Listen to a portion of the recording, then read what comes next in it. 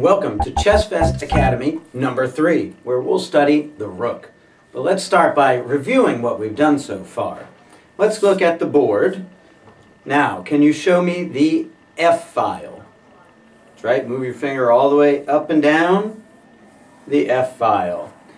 Can you show me the 5th rank? The 5th rank. Got it. How about some squares? Can you show me G7? Where's G7? And try to do it without moving your fingers along the board to find it. Try using your eyes to go up the G file across the 7th rank where they meet our friend G7. Can you find B3? The square B3. Use just your eyes. There it is. B3. And one more. How about D6? Can you find D6? Great, got it. Let's quickly go back over our little friends, the kings. Remember, the king was originally a general in the chess game, and he's the most important piece, though certainly not the most powerful. Where do we place our kings? Well, let's remember, we have white and black. Our white pieces go on the 1st and 2nd ranks, and the black pieces go on the 7th and 8th ranks. You want to check that every time. You want to make sure you have a white square on the right. You don't have the board turned the wrong way. You have a white on right. White pieces go on 1st and 2nd ranks. Black go on 7th and 8th. And the kings go on the E file. So the white king is happily perched on E1. And our black king is across the board there, facing him on E8. Now, let's move these kings. Ready? White will go first. And notice I have my hands off the pieces, not touching anything. We have that touch rule. My hands aren't even on the board. You don't touch the pieces or the board during a game unless you're actually making a move. So ready, white? Here we go. King E2. Got it? Great. Black, why don't you come right at him with King E7? Great. White, let's take a little diagonal turn here and head over to D3. White, King D3. And black, why don't you swerve in the opposite direction over to F6. King F6. Got it? Great. And white, let's go up the D file to D4. White, King D4. Black, shuffle up the F file there to F5. Black, King F5. And white, why don't you head up to D5. White, King D5. Great. Now you see in an open field, how many squares normally would a king be able to move to out in the middle of the board with nothing else around? He would have 8 squares around him. But here, our kings have a little bit of a problem. It's black's move, and he can't move to any of those 8 squares around him. 3 of them are off limits. They are illegal. Go to jail. No, not really. The squares there, let's name them. They're on the E file there. The 3 squares between the 2 kings, the black king cannot move to. That's E4, E5, and E6. Can't move to any of those squares there. E4, E5, E6. Now let's say black does. Black breaks the rules and says, I'm going to move King E6.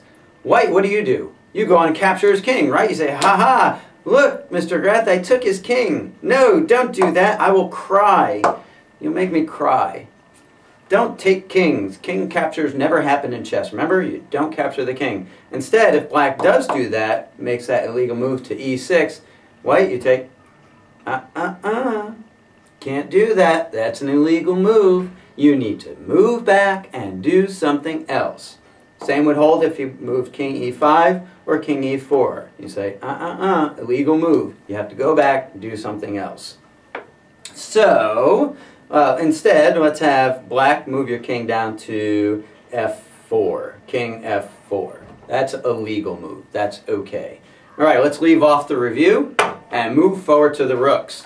Now, I mentioned how the king was originally a general in chess, and when chess came to the West, to Europe, it became a king, and it became a king's court rather than a battlefield. The rook is a little confusing that way. It looks like a castle. Do you bring a castle out on the battlefield and see a castle sliding around in a war? That doesn't make any sense, does it? Well, the castle was originally, the rook here was originally a chariot. A chariot. You know what a chariot is? Well, it's like a little cart, just a small cart, and usually you'd have a driver in front with a horse or several horses, a team of horses out front. And you have your driver driving the horses, and behind him might stand an archer or a spearsman, or maybe you would even have just one guy in a chariot, but usually you'd have two. And the chariot is fast.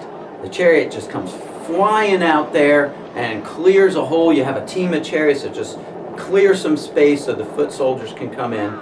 So your chariots move really fast, and that's a narrow cart. They make the cart as small as possible just to fit those two guys.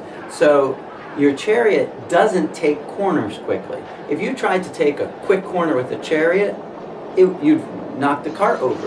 You'd fall out, and that would be bad. So that's why the chariot, the rook, only moves in straight lines. You won't see him moving diagonally or taking any corners or turns. He is straight lines only, front and back, side to side. And that's because the chariot moves that way in real life. And the Persian word for chariot was al-Rook, which when it came to English stayed the same, the rook. That's where we get our word, the rook, from. Your rooks are easy to place on the board. They go right in the corners. So your white rooks here on the first rank, make sure you're on the first rank with your white rooks in the corners, so in A1 and H1. And your black rooks are going to go right across the board on the 8th rank, so on A8 and H8. Great, you have your rooks placed. Now let's start moving them. White will move first, and notice again my hands are off the board until I'm ready to make a move. Let's start white by moving your rook that's on A1. So white, take your hand now please and place it on your A1 rook. Now rooks move in straight lines, and they can move as many squares as you like, squares that are open. They don't hop over other pieces or anything like that, but they can just, if there's open squares, they can move to them. So if you notice right off that A1 rook, he can slide straight down the A file and do something very exciting that we haven't done yet because we were doing the kings, we never captured. But now with the rook, you get to capture. Slide your rook white down the A file, and you get to capture that black rook. Woohoo! Your first capture. Let me show you a couple things. Put the pieces back for a second.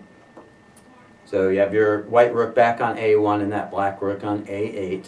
Now take that white rook again, and notice this hand is doing nothing. I like to have you do your captures the super cool, fabulous way, which is with one hand. That way there's never any confusion about what you're actually doing. I'll explain so you understand. If you did this, move your rook to A7, and then went to take the black rook and then put your rook in his place, someone could kind of be a pain and say, when you moved into A7 and took your hand off, say, oh, that's your move, rook A7. And you say, no, no, no, I was about to. So rather than have a little fussing arguments, you can do it the super cool, fabulous way. Slide it down with one hand and capture. Notice I'm using just one hand, kind of roll. And my rook takes his place there on A8. That's how captures work. Put them back. Let's do it one more time. Make sure you got this capture thing down. So rook's back on the A file. Okay, white, take that A1 rook, straight down the A file. Roll the hand, taking the black rook. Now a captured piece, don't put it here in front of you, because once you get a nice collection going, you're going to knock them over and sit there and play with them, which is annoying. Put it off on the side, because our touch rule about not touching pieces also applies to captured pieces. Put it off on the side of the board, and no one will touch that piece again until the game is over. You don't sit there and play with pieces. It is annoying, and it's also against my rules. Now the black rook, you notice it's your move, and you have the most wonderful dilemma of all. You have two captures you could effect. Look at the black rook. He could come straight down the H file and take white's H rook there, or he could skittle across the 8th rank and take the other white rook. You have your choice. Well, I think we should take the one on A8 because we're kind of annoyed with him. He just took our little friend there. So go ahead, black, put your hand on your rook. You only have one now. Slide them along the 8th rank, and with one hand, take the place of the white rook on A8. And he goes on the other side of the board, not to be touched till the game is over. Now you see you each have one rook, and you have no captures. They are on that same diagonal, but do rooks move diagonally? Nope, just side to side, front and back. So white, it's your move. You could go, how many choices do you have? Look at that, white. How many squares could you possibly move to? Right, we have 7 along the first rank, and then another 7 going up the H file. 7 and 7 are 14.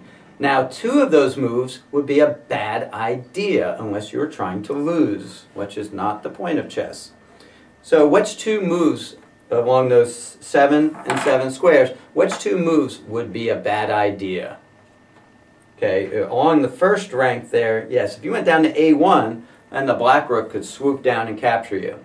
Or if you went up the H file to H8, then the black rook could move along the 8th rank and capture you there. So you have then 2 choices ruled out as bad moves. So that still leaves you with how many choices? We had 7 and 7, 14, 2 of which are a bad idea. That leaves us with 12 good moves. Let's go all the way down to H7. So white, take your rook, slide them up the H file to H7. Got it? Great. Now you notice these rooks are on adjacent ranks here, but they cannot capture each other. In fact, let's do something interesting here. Let's move the black rook along the 8th rank down to G8. So black, take your rook, slide them along the 8th rank to G8. Now our rooks are hanging out together. They're hanging out on the corner. They are on diagonal squares adjacent to each other, but is there a capture here? Say no, because there isn't. There's no capture here. These rooks can sit here diagonally from each other without any threat of capture. Now, without doing any counting or thinking, how many good moves do you think the white rook has? Think, think, think, think, think, think. Yes, 12 still, right? He has the rank and file he can move along, and 2 of those moves are going to be bad moves. Can you see the 2 squares that would be bad moves for the white rook? G7 and H8. Yes, if he puts himself on the same file or the same rank as the black rook, those would be bad moves, and he would be captured. Okay, now let's start over and do a little exercise. Put your rooks back at their starting places in the corners. Double check, make sure you have white on the first rank and black on the 8th rank. And now, I'm not going to give you instructions except that you want to have 1 rook surviving. So in this exercise, white will move first, and you'll start off with a capture, right? And you have your choice. Let's do it the other way. If white captures here, and then black might capture here. And now, your job, you have 1 rook left each, and your job now is to move without being captured. And you can even make it a little fun by trying to move as close as you can to your opponent's rook without being captured. And if someone is captured, then put all 4 rooks back on the board and start the exercise over. And see if you can get it going pretty quick, where you're moving fast, but not making the mistake of putting yourself where you could be captured. All right, let's give that a try. And practice that until you can do it without losing your second rook. So start off, there's going to be a capture for white, capture for black, and you can do it either way. And then white moves, black moves, white moves, black moves, white moves, black moves, and see if you can get the tempo going really quick without making any mistakes. And we'll see you next time on ChessFest Academy for Lesson 4, where we study the bishop. See you then.